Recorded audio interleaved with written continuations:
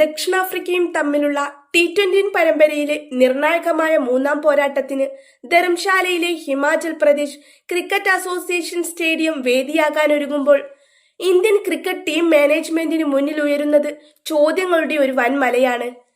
1-1 എന്ന നിലയിൽ ഒപ്പത്തിനൊപ്പം നിൽക്കുന്ന പരമ്പരയിൽ ഇനി വരുന്ന ഓരോ മത്സരവും ഫൈനലിന് തുല്യമാണ്.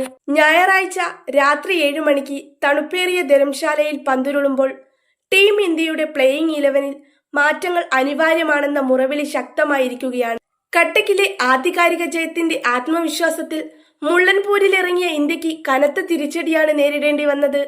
101 റൺസിന്റെ കൂറ്റൻ ജയത്തിൽ നിന്ന് 51 റൺസിന്റെ ദയനീയമായ തോൽവിയിലേക്ക് വീണപ്പോൾ ടീമിന്റെ ഘടനയിലെ പാളിച്ചകൾ പകൽ പോലെ വ്യക്തമായി. കഴിഞ്ഞ 2 മത്സരങ്ങളിലും ഒരേ പ്ലേയിങ് 11നെയാണ് ഗൗതം ഗംഭീറും സൂര്യകുമാർ യാദവും പരീക്ഷിച്ചതെങ്കിൽ മൂന്നാം അംഗത്തിൽ ആ പിടിവാശി ഉപേക്ഷിച്ചേ മതിയാകൂ. ധരംശാലയിൽ ഇന്ത്യ ഇറക്കേണ്ട ശക്തമായ പ്ലേയിങ് 11നെയും വരുത്തേണ്ട അനിവാര്യമായ മാറ്റങ്ങളെയും കുറിച്ചുള്ള ഒരു സമഗ്ര വിശകലനമാണിത്.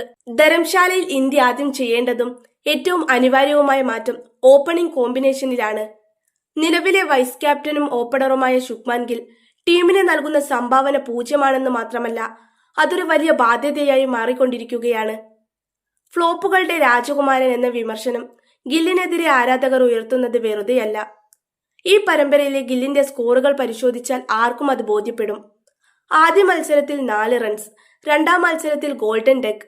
ഇതാണ് ടീമിന്റെ വൈസ് ക്യാപ്റ്റന്റെ സംഭാവന. ഈ പരമ്പരയിലെ മാത്രം കണക്കല്ല ഇത്. 2025-ൽ ഗിൽ കളിച്ച T20 ഇന്നിംഗ്സുകളിൽ ഒരെണ്ണം പോലും അർദ്ധ സെഞ്ചുറി നേടാൻ അദ്ദേഹത്തിന് സാധിച്ചിട്ടില്ല. കഴിഞ്ഞ 12 ഇന്നിംഗ്സുകളിലും പരാജയപ്പെട്ട ഒരാളെ കേവലം പേരിന്റെയും പദവിയുടെയും ബലത്തിൽ മാത്രം ടീമിൽ നിർത്തുന്നത് ടീം മാനേജ്മെന്റ് കാണിക്കുന്ന ഏറ്റവും വലിയ മണ്ടത്തരമാണ്. പവർ പ്ലേ ഓവറുകളിൽ ടീമിന് മികച്ച അടിത്തറ നൽകേണ്ട ഓപ്പണർ തന്നെ ദുരന്തമാകുമ്പോൾ അത് മധ്യനിരയിലുള്ള ബാറ്റർമാരുടെ ആത്മവിശ്വാസത്തെയും ബാധിക്കുന്നു. അതിനാൽ ഗില്ലിനെ പുറത്തിരുത്താനുള്ള ചങ്കൂറ്റം ക്യാപ്റ്റൻ സൂര്യകുമാർ യാദവും കോച്ച് ഗൗതം ഗംഭീറും കാണിച്ചേ മതിയാകും. ഗില്ലിന് പകരം ആര് എന്ന ചോദ്യത്തിനുത്തരമായി മാനേജ്മെന്റിന് മുന്നിൽ നിൽക്കുന്നത് മലയാളി സൂപ്പർ താരം സഞ്ജു സാംസൺ ആണ്. സഞ്ജു സാംസൺ അഭിഷേക് ശർമ്മ സഖ്യം ഇന്ത്യയുടെ T20 ചരിത്രത്തിലെ തന്നെ ഏറ്റവും അപകടകാരികളായ ഓപ്പണിംഗ് ജോഡികളിലൊന്നാണ്. ഈ കോമ്പിനേഷൻ പരീക്ഷിച്ചപ്പോഴെല്ലാം ഇന്ത്യക്ക് ലഭിച്ചത് മിന്നുന്ന തുടക്കമായിരുന്നു. ഓപ്പണർ റോളിൽ കളിച്ചപ്പോഴെല്ലാം സഞ്ജു തന്റെ ക്ലാസ് തെളിയിച്ചിട്ടുണ്ട്.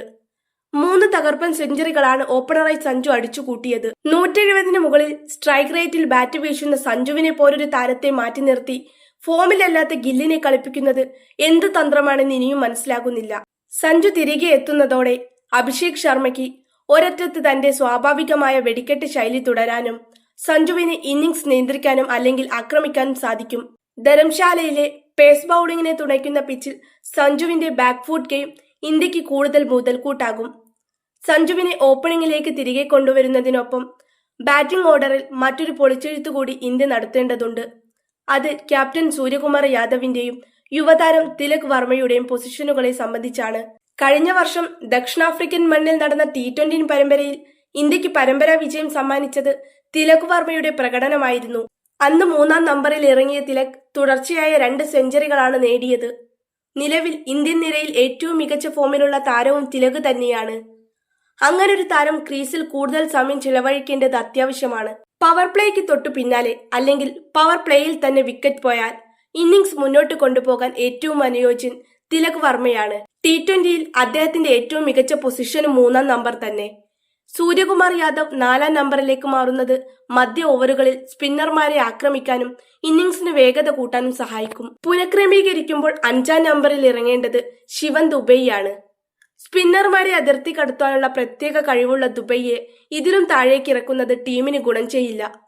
7 മുതൽ 15 വരെയുള്ള ഓവറുകളിൽ ദുബൈയുടെ സാന്നിധ്യം റൺ റേറ്റ് കുത്തനെ ഉയർത്തും. 6-ാം നമ്പറിൽ ഹാർദിക് പാണ്ഡ്യ എത്തുന്നതോടെ ഇന്ത്യയുടെ ടോപ്പ് 6 സെറ്റാകും. 7-ാം നമ്പറിൽ ഫിനിഷറുടെ റോളിൽ ജിതേഷ് ശർമ്മയെ തന്നെ നിലനിർത്തണം. വിക്കറ്റ് കീപ്പിംഗിനൊപ്പം അവസാന ഓവറുകളിൽ കുറഞ്ഞ പന്തിൽ കൂടുതൽ റൺസ് കണ്ടെത്താൻ ജിതേഷിന് സാധിക്കും. ദക്ഷിണാഫ്രിക്കൻ ബൌളർമാർക്കെതിരെ ഭയമില്ലാതെ ബാറ്റ് വീശുന്ന ജിതേഷിന്റെ ശൈലി ഡെത്ത് ഓവറുകളിൽ ഇന്ത്യക്ക് മുൻതൂക്കം നൽകും. ബാറ്റിംഗിൽ മാത്രമല്ല, ബൌളിംഗ് ഡിപ്പാർട്ട്മെന്റിലും ധരംശാലയിൽ മാറ്റം അനിവാര്യമാണ്. 8-ാം നമ്പറിൽ ഓൾറൗണ്ടർ അക്ഷർ പട്ടേലിന് പകരം സ്പെഷ്യൽ സ്പിന്നറായ കുൽദീപ് യാദവിനെ കളിപ്പിക്കണമെന്ന നിർദ്ദേശം വളരെ ശക്തമാണ്. അക്ഷർ പട്ടേൽ ബാറ്റിംഗിൽ സംഭാവന നൽകുന്ന താരമാണെങ്കിലും വിക്കറ്റ് വീഴ്ത്തുന്നതിൽ കുൽദീപിനുള്ള മികവ് അദ്ദേഹത്തിനില്ല. ധരംശാലയിലെ പിച്ച് ചിലപ്പോൾ ബൗളിങ്ങിനെ തുണച്ചേക്കാം. അവിടെ വിക്കറ്റുകൾ വീഴ്ത്തി റണ്ണൊഴുക്ക് തടയുന്ന ബൗളർമാരെയാണ് ഇന്ത്യക്ക് ആവശ്യം. വരുൺ ചക്രവർത്തിക്കൊപ്പം കുൽദീപ് യാദവ് കൂടി ചേരുന്നതോടെ ഇന്ത്യയുടെ സ്പിൻ ആക്രമണം കൂടുതൽ മൂർച്ചയുള്ളതാകാം. കുൽദീപിന്റെ റിസ്പിൻ ദക്ഷിണാഫ്രിക്കൻ ബാറ്റർമാരെ കുഴയ്ക്കുമെന്നുറപ്പാണ്. പേസ് ബൗളിംഗിൽ മാറ്റങ്ങൾ ആവശ്യമില്ല. ജസ്പ്രീത് ബുംറയും ഹർഷ്ദീപ് സിംഗും നയിക്കുന്ന പേസ് നിര ഭദ്രമാണ്. ബുംറയുടെ കൃത്യതയും ഹർഷ്ദീപിന്റെ സ്വിംഗും ധരംശാലയിലെ തണുപ്പുള്ള അന്തരീക്ഷത്തിൽ നിർണായകമാകും. ധരംശാലയിലെ സാധ്യത 11. ഇന്ത്യ വരുത്തേണ്ട മാറ്റങ്ങൾ ഉൾപ്പെടുത്തിയിട്ടുള്ള മൂന്നാം T20ക്കുള്ള ഏറ്റവും ശക്തമായ 11 ഇങ്ങനെയാകണം.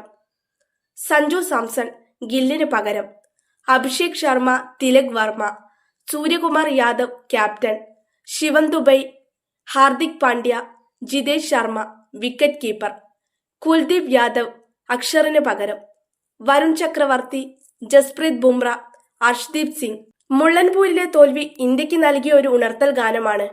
ഇനിയും പരീക്ഷണങ്ങൾക്കും താരങ്ങളുടെ പ്രശസ്തിക്കും പിന്നാലെ പോയാൽ പരമ്പര കൈവിട്ടു പോകും. ശുഭ്മാൻ ഗിൽ എന്ന ബാധ്യതയെ ഒഴിവാക്കി സഞ്ജു സാംസനെ തിരികെ കൊണ്ടുവരിക എന്നതാണ് ഇന്ത്യയുടെ തിരിച്ചുവരവിനുള്ള ഏക വഴി. ഒപ്പം ബാറ്റിംഗ് ഓർഡറിലെ ശാസ്ത്രീയമായ മാറ്റങ്ങളും ബൗളിംഗിലെ വൈവിധ്യവും ചേരുമ്പോൾ ഗംഭീറും സൂര്യയും ആ തീരുമാനമെടുക്കുമോ എന്ന് കണ്ടറിയാം. ഞായറാഴ്ച രാത്രി ആരാധകർ കാത്തിരിക്കുന്നത് പഴയൊരു പ്ലേയിങ് 11നെയല്ല, മറിച്ച് വിജയദാഹമുള്ള, മാറ്റങ്ങളെ ഭയക്കാത്ത ഒരു പുതിയ ടീം ഇന്ത്യയെയാണ്. ഗംഭീറും സൂര്യയും ആ തീരുമാനമെടുക്കുമോ എന്ന് കണ്ടറിയാം.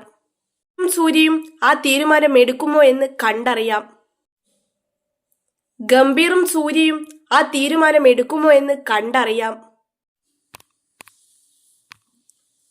മറിച്ച് വിജയദാഹമുള്ള, മാറ്റങ്ങളെ ഭയക്കാത്തൊരു പുതിയ ടീമാണ് ഇന്ത്യ. ഗംഭീറും സൂര്യയും ആ തീരുമാനമെടുക്കുമോ എന്ന് കണ്ടറിയാം.